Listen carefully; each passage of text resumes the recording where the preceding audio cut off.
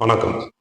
இந்த வீடியோல நம்ம என்னுடைய சமுதாய மேம்பாட்டு திட்டங்களில் 3வது திட்டத்தை விரிவாக பார்க்கப் போகிறோம். அது என்னவென்றால், இப்போது நாம் பயன்படுத்தி வரும் வாகனங்கள் அனைத்தும், அதாவது 2 வீலர்ஸ்ல இருந்து ஹெவி வெஹிக்கிள்ஸ் வரைக்கும், இவை அனைத்தையுமே பெட்ரோல், டீசல்ல இருந்து எலக்ட்ரிக் மற்றும் ஹைட்ரஜன் பவர்டாக மாற்றுவது. இந்த மாற்றத்திற்கு தேவையான டெக்னாலஜிஸ் என்னென்ன நம்மகிட்ட இருக்கு? அந்த டெக்னாலஜிய வைத்து இந்த மாற்றத்தை எப்படி கொண்டு வருவது? அப்படின்ற செயல் திட்டத்தை தான் இப்போது பார்க்கப் போகிறோம். நான் உங்கள் வினோத். வாங்க தலைப்புக்குள்ள போகலாம். முதல்ல இந்த திட்டத்திற்கான தேவை என்ன அப்படின்னு பார்ப்போம். இது உங்களுக்கே தெரியும். நம்ம வாகனங்களுக்கு பெட்ரோல், டீசலுக்கு நம்ம எவ்வளோ செலவு பண்றோன்றது நிதர்சனமா உங்களுக்கே தெரிஞ்ச விஷயம் தான். அதுவும் குறிப்பா இந்த ஒன்றியத்தில பாஜக அரசு வந்ததிலிருந்தே பெட்ரோல், டீசல் விலை குறைந்து ரூ. 100 குறைஞ்சதா என்னைக்குமே பார்த்தது கிடையாது. சர்வதேச சந்தையில கச்சா எண்ணெய் விலை கம்மியா கிடைத்தாலுமே, ஒன்றிய அரசு தன்னுடைய லாபத்திற்காக இந்த ஃபியூவலோட விலைய அதிகமா வைத்து தான் விநியோகம் பண்ணிட்டு இருக்கு. இது பத்தாதுன்னு இந்த போர் சூழல் வரும்போது, இந்த ஃபியூவல் அவைலபிலிட்டி பிரச்சனையே இப்ப வந்துகிட்டு இருக்கு. இந்த பிரச்சனையே வேண்டாம். பேசாம பெட்ரோல், டீசல் வாகனங்கள வித்துட்டு எலக்ட்ரிக் வெஹிக்கிள்க்கு மாறலாம் அப்படின்னு சொல்லி, நெறைய பேர் எலக்ட்ரிக் ஸ்கூட்டர்ஸ், எலக்ட்ரிக் கார்ஸ், ஏன் அரசு போக்குவரத்து கழகம் கூட எலக்ட்ரிக் பஸ்ஸஸ்க்கு மாறிட்டாங்க. ஆனா, இந்த வாகனங்கள்லயும் அதுக்குன்னு தனியா நெறைய ட்ராபேக்ஸ் இருக்கு. Like charging time, charging point availability, driving range அப்படின்னு சொல்லி, இந்த ஈவி வச்சிருக்கிறவங்ககிட்ட கேட்டா, அத பத்தி தனியா நெறைய புராணங்கள் பாடுவாங்க. ஸோ, போக்குவரத்து துறையை பெட்ரோல், டீசல்ல இருந்து விடுபடவும் செய்யணும். அதே நேரத்துல ஈவிஸ் உடைய லிமிட்டேஷன்ஸ் இல்லாம வாகனங்களை இயக்க வேண்டும். இப்படி செய்வதற்கு என்னிடம் 2 ஐடியாஸ் இருக்கு. அந்த ஐடியாஸ எப்படி செயல்படுத்துவது அப்படின்றது தான் இந்த திட்டம். இதுக்கு நம்ம 2 டெக்னாலஜி யூஸ் பண்ண போறோம்.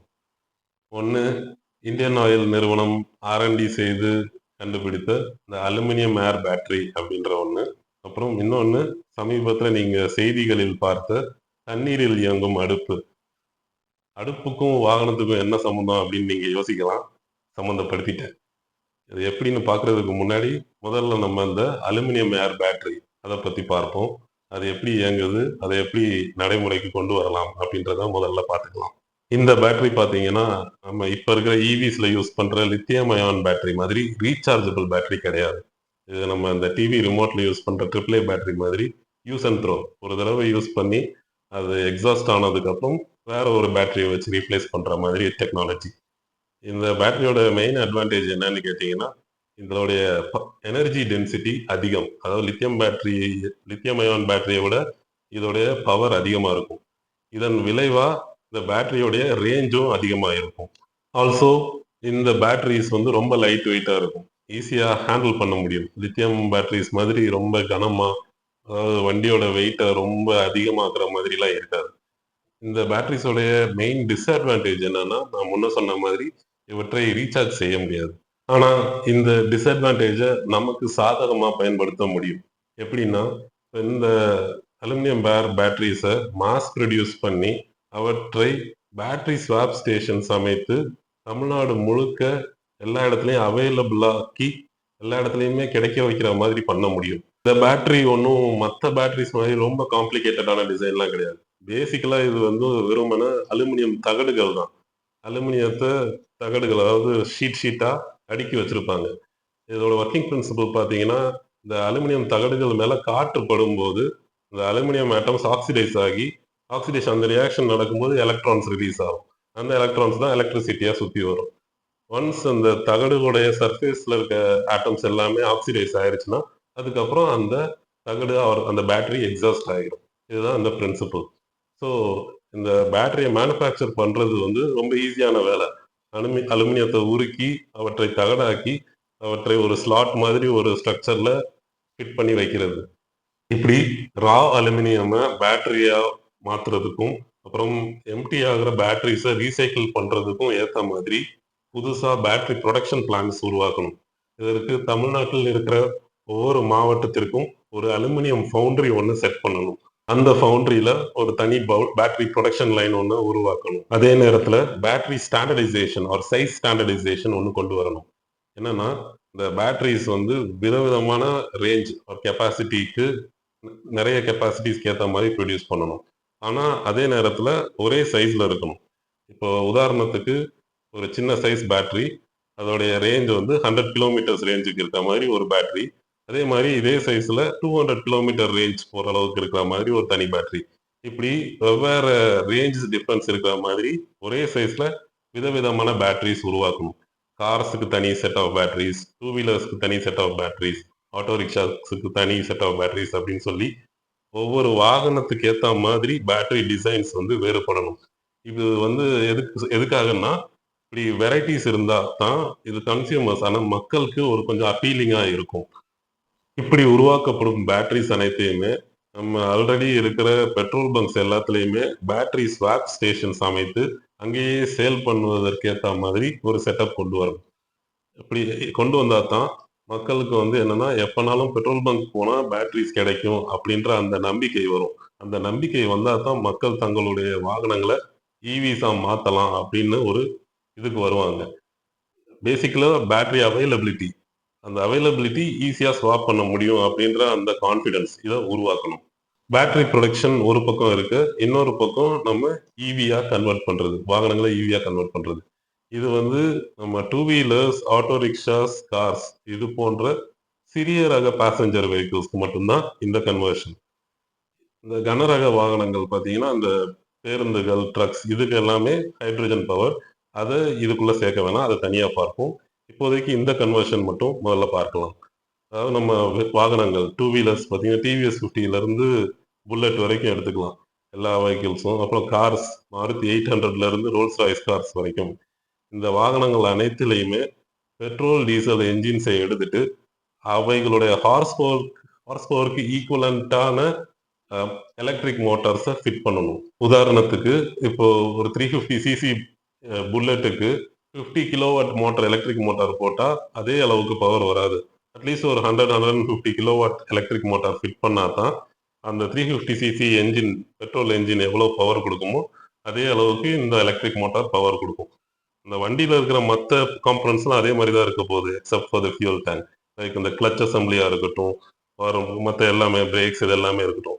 வெறுமனே இந்த என்ஜின்ஸ எடுத்துட்டு, அதுக்கு ஈக்குவலன்ட்டான எலக்ட்ரிக் மோட்டார்ஸ ஃபிட் பண்றது தான். இதோட சேர்த்து நம்ம இந்த ஃபியூயல் டேங்க்குக்கு பதிலா பேட்டரி ஸ்லாட்ஸ் இத மாத்தணும்.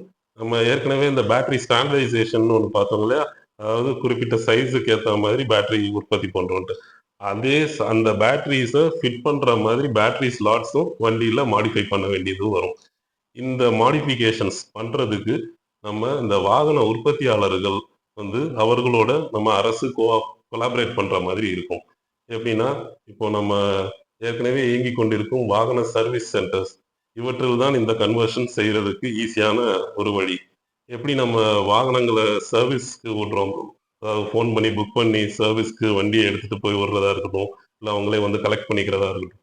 இதே மாதிரியே வாகனங்கள கன்வெர்ட் பண்றதுக்கு புக்கிங் சிஸ்டம் ஒண்ணு உருவாக்கி, அந்த வாகனங்கள சர்வீஸ் சென்டர்ஸ்ல கொண்டு போய், அங்க இந்த வ வண்டியோடைய மத்த எல்லா பார்ட்ஸையுமே விட்டுட்டு, உள்ள இருக்கிற என்ஜின்ஸ் மற்றும் ஃபியூயல் டேங்க் இது 2த்தையுமே எடுத்துட்டு, எலக்ட்ரிக் மோட்டார்ஸ் அப்புறம் இந்த பேட்டரி ஸ்லாட்ஸ் இது 2யுமே ஃபிட் பண்ற மாதிரி ஒரு செட்டப் கொண்டு வரணும். பேட்டரி புரொடக்ஷன் பிளான்ட்ஸ் மாதிரி எலக்ட்ரிக் மோட்டார்ஸ் புரொடக்ஷனுக்கும் தனியா இது பண்ணணுமான்னு யோசிக்க தேவையில்ல.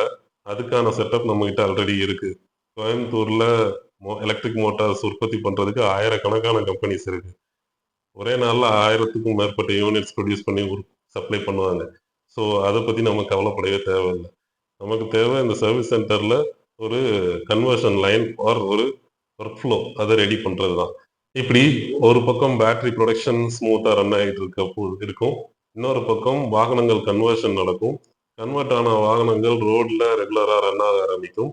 மக்களுமே வந்து கிராஜுவலா இந்த பெட்ரோல், டீசல்ல இருந்து ஷிஃப்ட் ஆகி எலக்ட்ரிக் வெஹிக்கிள்ஸா அதாவது பேட்டரி ரன் வாகனங்களுக்கு நார்மலைஸ் ஆகிருவாங்க.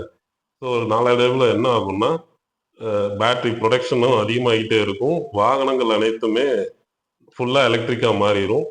இந்த நம்ம தமிழ்நாடு மார்க்கெட்ல அதாவது பேசஞ்சர் வெஹிக்கிள் செக்மெண்ட் எல்லாமே ஈவிஸா ரன் ஆகுதுன்றப்போ, மே வண்டி மேனுஃபேக்சரர்ஸுமே இந்த மார்க்கெட்டுக்கு ஏத்த மாதிரி அடாப்ட் பண்ணி, புது வாகனங்களும் உற்பத்தி செய்ய ஆரம்பிச்சுருவாங்க. இப்போ ஒரு கேள்வி வரும்.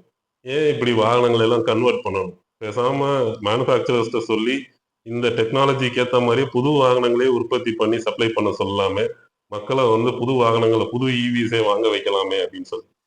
இந்த கேள்வி யோசிக்கும்போதே உங்களுக்கு பதில் தெரிஞ்சிருக்கும். எல்லாராலயுமே இந்த மாரி புது வாகனங்கள அஃபோர்ட் பண்ண முடியாது.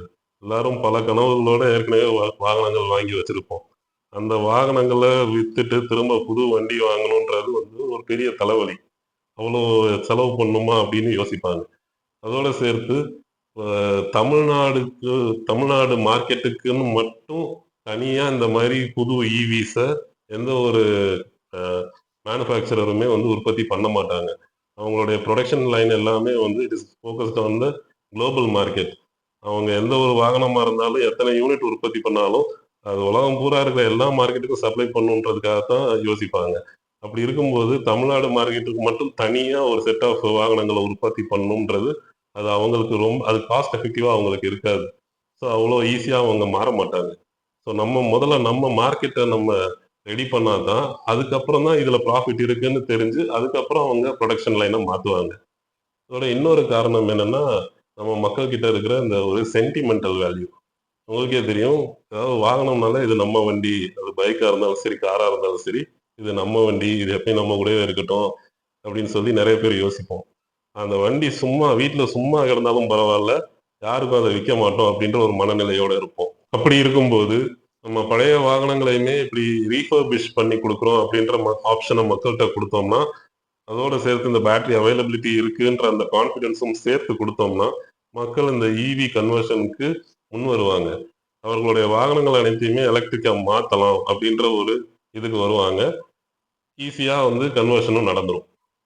இன்னொரு பாயிண்ட், இந்த சர்வீஸ் சென்டர்ஸ்ல இந்த கன்வர்ஷன் பண்றதுக்கு வேலைக்கு இன்னும் நெறைய டெக்னீஷியன்ஸ் வேலைக்கு தேவைப்படுவார்கள்.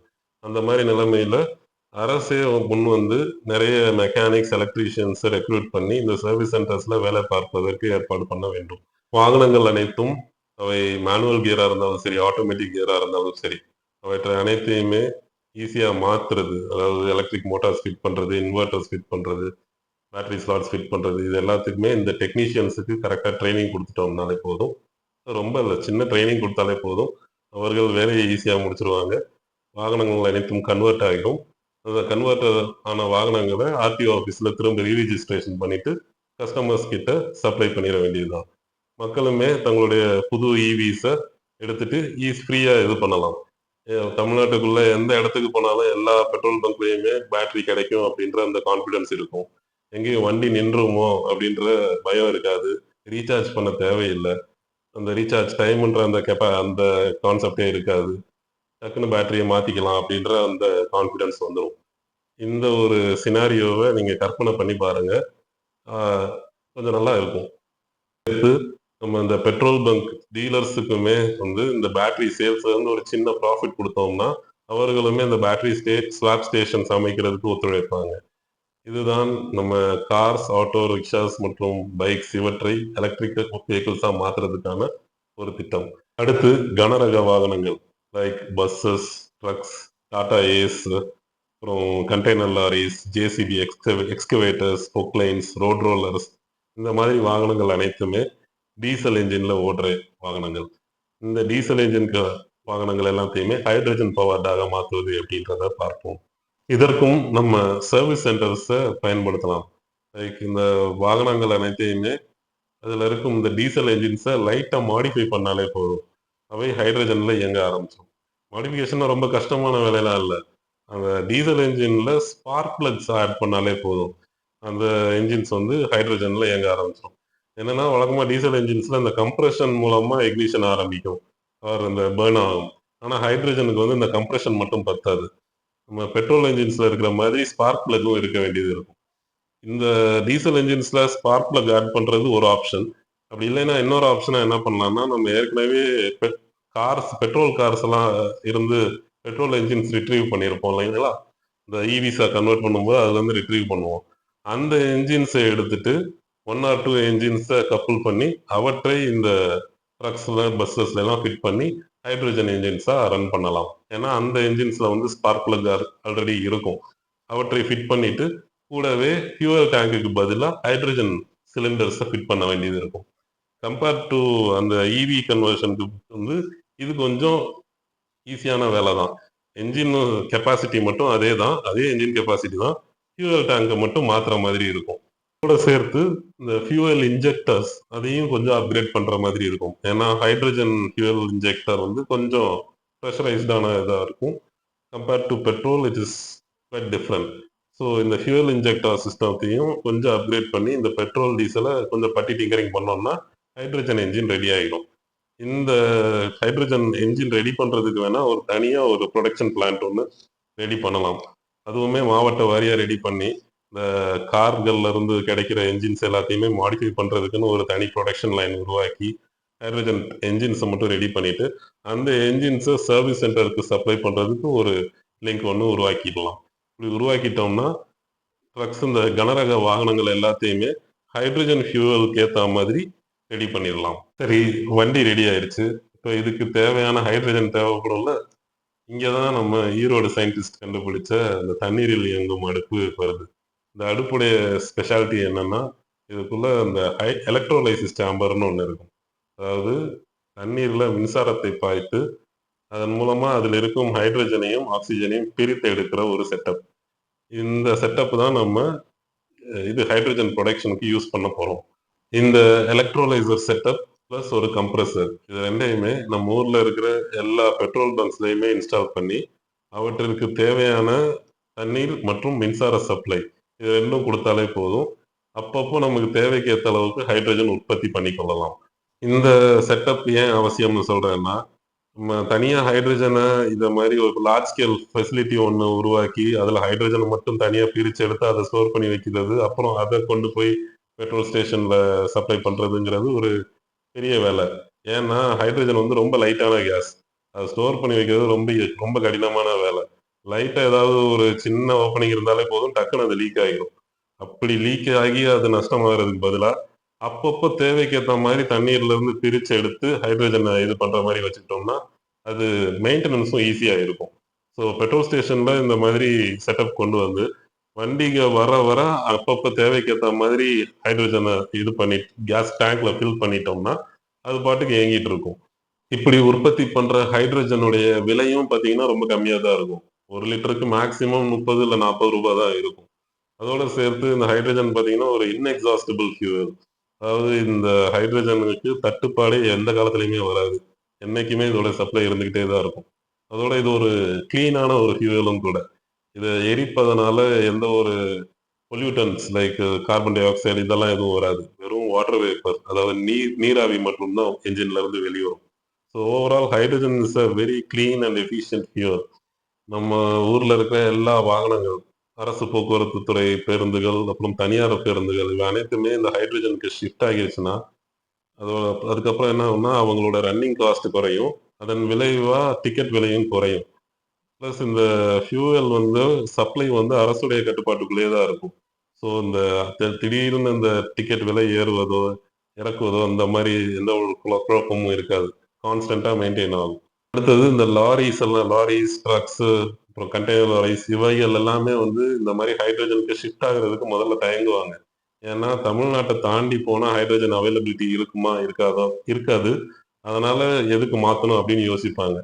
அவர்களையும் மாத்த வைக்கிறதுக்கு ஒரு வழி என்னன்னா, தமிழ்நாடு அரசு இந்த ஹைட்ரஜன் புரொடக்ஷன் செட்டப்ப வந்து இந்த ஆயில் நிறுவனங்கள், Indian oil company, Bharat petroleum, இந்த மாரி ஹிந்துஸ்தான் பெட்ரோலியம் இந்த மாரி நிறுவனங்களோட ஒரு டை அப் போட்டு, அவர்கள் இந்தியா முழுக்க இருக்கிற அவர்களுடைய பெட்ரோல் பங்க்ஸ் எல்லாத்துலயுமே இந்த ஹைட்ரஜன் புரொடக்ஷன் பிளான்ட்ட செட் பண்றதுக்கு ஒரு டை அப் பண்ணலாம். இப்படி செட்டப் பண்றதும் பண்ணி, அதன் மூலமா சேல் ஆகுற ஹைட்ரஜன்ல இருந்து வர்ற ப்ராஃபிட்ஸ்ல ஒரு ஷேர் அந்த நிறுவனங்களுக்கு குடுக்குறோம் அப்படின்ற மாரி ஒரு டை அப் பண்ணோம்னா, அவர்களும் ஒத்துழைப்பாங்க. இந்த ஹைட்ரஜன் அவைலபிலிட்டி எல்லா இடத்துலயும் இருக்குன்ற அந்த கான்ஃபிடன்ஸ் வந்ததுக்கு அப்புறம், லாரீஸ் எல்லாமே கன்வெர்ட் ஆக ஆரம்பிப்பாங்க. அப்படி லாரீஸ் கன்வெர்ட் ஆகிருச்சுன்னா, அதுக்கப்புறம் இந்த இந்த அத்தியாவசிய விலை பொருட்களுடைய விலையுமே வந்து, இந்த டீசல் அவைலபிலிட்டியால ஃப்ளக்சுவேட் ஆயிட்டே இருக்குது பார்த்தீங்களா? அது கட்டுப்பாட்டுக்குள்ள வரும். இப்ப நீங்க கேட்கலாம். இந்த பஸ், லாரி எல்லாத்தையுமே ஹைட்ரஜனா மாத்துற மாதிரி, பைக்ஸ், கார்ஸ், ஆட்டோ ரிக்ஷாஸ் இவற்றையுமே ஹைட்ரஜன் பவர்டா மாத்தலாமே! ஏன் அவற்றை ஈவியா வைக்கணும்? இத மட்டும் ஏன் தனியா இப்படி பண்ணணும்? அப்படின்னு நீங்க கேட்கலாம். என்னன்னா, இந்த கார்ஸ், பைக்ஸ்ல எல்லாத்துலயுமே வந்து ஹைட்ரஜன் பவர்டா மாத்துறது அவ்வளோ சாதகமா இருக்காது. காரணம், மெயினான காரணம் வந்து இந்த ஹைட்ரஜன் சிலிண்டர்ஸ் தான். Storage cylinders. இவை ரொம்ப பல்கியா இருக்கும். உங்களுக்கே தெரியும், இந்த பைக்ஸ் உடைய ஃபியூயல் டேங்க்ஸுக்கு பதிலா ஹைட்ரஜன் டேங்க் வச்சா அது ரொம்ப ஸ்பேஸ் ஆக்குபை பண்ணும். அதே மாரி கார்ஸ், ஆட்டோ ரிக்ஷாஸ்லயுமே இந்த ஹைட்ரஜன் சிலிண்டர்ஸ ஃபிட் பண்ணா, எய்தர் அதோடைய பூட் ஸ்பேஸ் அதிகமா ஆக்குபை பண்ணும். ஆர் அந்த என்ஜின் முன்னாடி ஃப்ரண்ட்ல இருக்கிற ஸ்பேஸ அதிகமா ஆக்குபை பண்ணும். இது அவ்வளவா சாதகமா இருக்காது. அதோட சேர்த்து இந்த வாகனங்கள்ல ஈவி, இந்த எலக்ட்ரிக் மோட்டார்ஸ் மற்றும் பேட்டரிஸ் இந்த செட்டப் செட் பண்றதுனால, அந்த வாகனங்களுடைய ஓவரால் வெயிட் குறையும். வெயிட் குறைஞ்சுச்சுனாலே அதோட ரேஞ்ச் அதிகமாகும். நமக்கு பேசஞ்சர் வெஹிக்கிள்ஸ் உடைய முக்கியமான கான்செப்ட்டே வந்து கம்ஃபோர்ட் இருக்கணும். அதிகமான டிஸ்டன்ஸ் டிராவல் பண்ணணும். அதே மாரி இது 2த்துக்கும் சாதகமா இருக்கணும்னா வெயிட் கம்மி பண்ணணும். இந்த பெட்ரோல், டீசல் என்ஜின எடுத்துட்டு எலக்ட்ரிக் மோட்டார் ஃபிட் பண்ணாலே பாதி வெயிட் குறையும். பாதின்றத விட கொஞ்சம் வெயிட் சிக்னிஃபிகன்ட் அளவு அமௌண்ட்டான வெயிட் குறையும். ஸோ எலக்ட்ரிக் செட்டப் தான் வந்து இந்த பேசஞ்சர் வெஹிக்கிள்ஸுக்கு ரொம்ப கம்ஃபர்டபுளான ஒரு விஷயம். அதே சமயத்துல நம்ம இந்த பஸ்ஸு, லாரி எல்லாத்தையுமே ஏன் எலக்ட்ரிக்கா மாத்தாம ஹைட்ரஜனா மாத்துறோம்னா, இந்த இந்த வாகனங்கள் எல்லாமே அதிகமா லோடு ஏத்துற வண்டிகள். நெறைய வெயிட்டான விஷயமா நெறைய வெயிட்டான வண்டிகள். ஸோ என்ன ஆகும்னா, எலக்ட்ரிக் மோட்டார்ஸ் ஃபிட் பண்ணோம்னா, பேட்டரிஸ் டக்குன்னு எக்ஸாஸ்ட் ஆயிரும். ஆர் டக்குன்னு காலியாயிரும். அடிக்கடி பேட்டரி மாத்திக்கிட்டே இருக்கிற மாதிரி இருக்கும். அது ஒரு மாதிரி அன்கம்ஃபர்டபுளா இருக்கும். ஹைட்ரஜன் என்ஜின்னா இருந்துச்சுன்னா, டக்குன்னு ஃபில் பண்ணோமா, டேங்க ஃபில் பண்ணோமா, ஓட்டுனோமா அப்படின்னு போகலாம். அதே பேட்டரிய வச்சுட்டு இது பண்ணோம்னா, 1 மணி நேரத்துக்கு ஒரு புது பேட்டரி மாத்திக்கிட்டே இருக்கிற மாதிரி இருக்கும். அது அவ்வளவா நல்லா இருக்காது. அதனால தான் இந்த separation for consumer passenger vehicles EV, heavy வெஹிக்கிள்ஸ்க்கு வந்து ஹைட்ரஜன். இந்த செப்பரேஷன் கொண்டு வர்றது. இது போக இன்னொரு காரணம் என்னன்னா, எப்பயுமே நம்ம வந்து மல்டிபிள் சோர்சஸ் ஆஃப் பவர் வச்சிருக்கணும். ஏதாவது ஒரு ஃபியூவலே டிபெண்ட் பண்ணி இருந்தோம்னா, இப்ப எப்படி நம்ம பெட்ரோல், டீசல் இந்த ஆயில் பேஸ்ட் ஃபியூவலே டிபெண்ட் பண்ணி இருக்கும்போது, அது அவைலபிலிட்டி சிக்கல் வரும்போது என்ன பண்றதுன்னே தெரியாம தத்தளிச்சுட்டு இருக்கோம் பார்த்தீங்களா? அந்த நிலைமைய அவாய்ட் பண்ணணும்னா, you have to go for multiple sources. So எலக்ட்ரிக்கும் இருக்கணும், ஹைட்ரஜன் பவர்டும் இருக்கணும். இது 2மே பேரலலா ரன் பண்ணோம்னா தான், நம்ம சொசைட்டிக்கு அது சாதகமா இருக்கும். இந்த conversion like both electric and hydrogen powered இந்த கன்வர்ஷன் பார்த்தீங்கன்னா, நம்ம இப்ப ஆரம்பிச்சோம்னாலுமே அட்லீஸ்ட் அடுத்த ஒரு 4 இல்ல 5 வருடங்களாவது ஆகும். அதாவது முழுசா எல்லா வாகனங்களையுமே கன்வெர்ட் பண்ணி முடிக்கிறதுக்கு. So it's going to be a slow process. So we have to adapt to this. கொஞ்சம் ஒரு நல்ல ஒரு மைண்ட் செட்டுக்கு வரணும். நம்ம வண்டி சர்வீஸ் சென்டர்ஸ்க்கு குடுத்த உடனே அடுத்த நாளே வண்டி ரெடி ஆகி வரணும்னு உட்கார்ந்துருப்போம் பார்த்தீங்களா? அதே மனநிலையோட நம்ம உட்கார முடியாது. இன்னைக்கு புக் பண்ணலாம். இன்னொரு 6 மாசம் கழிச்சு வண்டிய கன்வெர்ட் பண்றதுக்கு கால் ஃபார் வரலாம். அந்த மாரி ஒரு மனநிலை கொண்டு வரணும். அப்படி பண்ணோம்னா தான் we can progress forward. So it is a slow process. Also இந்த இந்த கன்வர்ஷனுக்கு எவ்வளோ செலவாகுமோ, என்னென்ன அந்த பேட்டரி புரொடக்ஷனா இருக்கட்டும், வண்டி மோட்டார்ஸ் இது செலவுகளா இருக்கட்டும், சர்வீஸ் சென்டர்ஸ்ல எம்ப்ளாயீஸ்க்கு சேலரீஸா இருக்கட்டும், இது எல்லா செலவுகளுமே அரசு தான் ஏத்துக்கிற மாதிரி இருக்கும். இதற்கான இந்த கன்வர்ஷனுக்கு மக்கள சார்ஜ் பண்றது நல்லா இருக்காது. ஏன்னா ஏற்கனவே அவங்க வண்டி வாங்குனதுக்குன்னு செலவு பண்ணிட்டு, இதுக்கும் இன்னொரு செலவு பண்ணுமா அப்படின்னு யோசிப்பாங்க. ஆல்சோ கவர்மெண்ட் வந்து இத வந்து எக்ஸ்பெண்டிச்சரா பார்க்காம, இத ஒரு இன்வெஸ்ட்மென்ட்டா பார்ப்பது நல்லது. ஏன்னா ஃபியூச்சர்ல இந்த கன்வர்ஷன் முடிச்சதுக்கப்புறம் அடுத்து பேட்டரி சேல்ஸ், ஹைட்ரஜன் சேல்ஸ்ன்னு சொல்லி இதுலருந்து வரப்போற லாபம் எல்லாமே அரசுக்கு தான் வரப்போகுது. அதுவும் தமிழ்நாடு அரசுக்கு முழுசா வரப்போகுது. நம்ம பெட்ரோல், டீசலுக்கு டாக்ஸா அதிகமா ஒன்றிய அரசுக்கு போற மாரி இங்க நடக்க போறது கிடையாது. முழுக்க முழுக்க இது தமிழ்நாடு அரசு வெஞ்சர்ன்றதுனால லாங் டெர்ம் ப்ராஃபிட்ஸ் அரசுக்கு வரப்போகுது. ஸோ அதற்கான செலவுகள் அனைத்தையுமே அரசு ஏற்பது நல்லது. அப்புறம் இந்த திட்டத்தின் மூலமா நெறைய நன்மைகள் வரப்போகுது. 1, இனிமேல் இந்த கன்வர்ஷன் முடிஞ்சதுக்கு அப்புறம் நம்ம வாகனங்களுக்கு தேவையான ஃபியூவல இம்போர்ட் பண்ற தேவை இருக்காது. அதன் மூலமா அந்நிய செலவாணியாக நம்ம பணம் விரயமாவது இருக்காது. நம்ம பணம் பூராமே நம்மளுடைய ஊருக்குள்ளேயே தான் இருக்க போகுது. அது நான் முன்ன சொன்ன மாதிரி பேட்டரி மற்றும் ஹைட்ரஜன் புரொடக்ஷன் அண்ட் சேல்ஸ் மூலமா அரசுக்கு நிரந்தரமான ஒரு வருமானம் வரும். எப்பயுமே அந்த வருமானம் வந்துகிட்டே தான் இருக்க போகுது. 3வது, இந்த கன்வர்ஷன் ப்ராசஸ் மூலமாவும், அடுத்து பேட்டரி புரொடக்ஷன் பிளான்ட்ஸ் மூலமாவும் நெறைய வேலை வாய்ப்புகள் உருவாகப் போகுது. அவையும் நிரந்தரமாகத்தான் இருக்கப் போகிறது. 4, பெட்ரோல், டீசல் பயன்பாடு நின்ற பிறகு சாலைகள்ல இந்த பொல்யூஷன் குறையும். இப்ப எல்லாம் பார்த்தீங்கன்னா, நம்ம ரோட்ல போகும்போது, டூ வீலர்ஸ்ல போகும்போது பார்த்துருப்பீங்க, வெயில் காலத்துலலாம் இந்த அனல் அடிக்கும். இந்த புகையோட சேர்த்து அனல் அடிக்கும். அதுக்கு காரணம் இந்த வண்டியில இருந்து வர்ற எக்ஸாஸ்ட் ஃபியூம்ஸ் தான். இந்த கன்வர்ஷன் நடந்ததுக்கு அப்புறம் இந்த அனல் பிரச்சனை இருக்காது, பொல்யூஷன் பிரச்சனை இருக்காது. இன்னும் சொல்லப்போனா காற்றுடைய ஈரப்பதம் அதிகமாகும். ஏன்னா, நம்ம முன்னாடி பார்த்த மாரி ஹைட்ரோஜன் என்ஜின்ஸ்ல இருந்து தண்ணீர் வெளிப்படும். இந்த ஈரப்பதம் அதிகமாகும்போது குளிர்காலங்கள்ல ரோட்ல மிஸ்ட் அதிகமாகும். ஃபாக் அதிகமாகும். அதுக்கான வாய்ப்பு அதிகமா இருக்கு. 5 மக்களுக்கு குறைந்த விலையில இந்த பேட்டரீஸ் மற்றும் ஹைட்ரஜன் கிடைக்கும். அவர்கள் இந்த அதிக விலைக்கு பெட்ரோல், டீசல் போட்டு இந்த இந்த கஷ்டம் அவங்களுக்கு இருக்காது. நிம்மதியா இருப்பாங்க. இவையெல்லாம் தான் இந்த திட்டத்தின் அட்வான்டேஜஸ். இப்ப இந்த திட்டத்தை மாநில அரசு மட்டும் இல்லாம ஒன்றிய அரசே பண்ண முடியுமா? அப்படின்னு ஒரு யோசனை வரும். அ ஒன்றிய அரசுக்கு இந்த திட்டத்தை செயல்படுத்துவதற்கு அனைத்து அதிகாரம், இன்ஃப்ராஸ்ட்ரக்சர் இன்னும் சொல்லப்போனா இன்னும் நெறையவே ரிசோர்ஸஸ் எல்லாமே இருக்கு. ஆனா, அவர்களால் இந்த திட்டத்தை செயல்படுத்த முடியாது. இதுக்கு பல காரணங்கள் இருக்கின்றன. முதல் காரணம் என்னன்னா, பெட்ரோல், டீசல் மூலமா வர்ற இந்த டாக்ஸஸ் மூலமா வர்ற லாபம். அது அதிகம். வென் கம்பேர் டூ அந்த லாபத்தோட இந்த பேட்டரி மற்றும் ஹைட்ரோஜன் சேல்ஸ் மூலமா வர்ற லாபம் பார்த்தீங்கன்னா, கம்மி. இந்த கச்சா எண்ணெய் குறைந்த விலைக்கு வாங்கி அதிக அளவுக்கு விக்கலாம். அந்த குறைந்த விலைக்கு வாங்குற ரேட்ட வந்து எக்ஸ்போஸ் பண்ண முடியாது. ஆனா, இந்த பேட்டரி மற்றும் ஹைட்ரஜன் அப்டின்னா, உள்நாட்டுக்குள்ளேயே உற்பத்தி பண்றது. அதோட விலை கம்மியா தான் இருக்கும். ஸோ, அதிக விலைக்கு இந்த பேட்டரியையோ, இந்த ஹைட்ரஜனையோ விக்க முடியாது. ஸோ, லாபம் கம்மியா தான் இருக்கும். ஸோ, அவ்வளோ சீக்கிரம் அவங்க ஷிஃப்ட் ஆக மாட்டாங்க. இன்னொரு முக்கியமான காரணம் பார்த்தீங்கன்னா, இது வந்து இந்த பெட்ரோ டாலர் பிரச்சனை. அமெரிக்காக்காரனுக்கு மட்டும் நம்ம இந்த மாரி ஷிஃப்ட் ஆகுறோம்னு தெரிஞ்சுச்சுன்னா, சாங்ஷன் மேல சாங்ஷனா போட்டு நம்மள ஒரு வழி பண்ணிருவான். அதுக்கு பயந்தே ஒன்றிய அரசு இத செய்ய மாட்டாங்க. நம்ம கச்சா எண்ணெய டாலர் வச்சு வாங்குறதுனால தான் அவனுக்கு லாபம் வந்துட்டு இருக்குது. நம்ம திடீர்னு நம்ம பேட்டரி, ஈவி, ஹைட்ரஜன் அப்படின்னு மாறிட்டோம்னா, அவனுக்கு இந்த ப்ராஃபிட் எல்லாம் அடியாகும். ஸோ கொலகாண்டாயிருவானுங்க. நம்மள இந்த மாரி மாறவே விடாத மாதிரி ஒன்றிய அரசுக்கு பிரஷர் குடுத்துக்கிட்டே இருப்பானுங்க. அதனால தான் நம்ம ஸ்டேட் கவர்மெண்ட்ஸ் மூலமா மாறுறது நல்லது. இப்ப நம்ம மாநிலம் இந்த மாற்றம் எல்லாத்தையும் செஞ்சு முடிச்சுட்டோம்னா, நம்மளை பின்தொடர்ந்து ஒவ்வொரு மாநிலமா மாற ஆரம்பிக்கும்.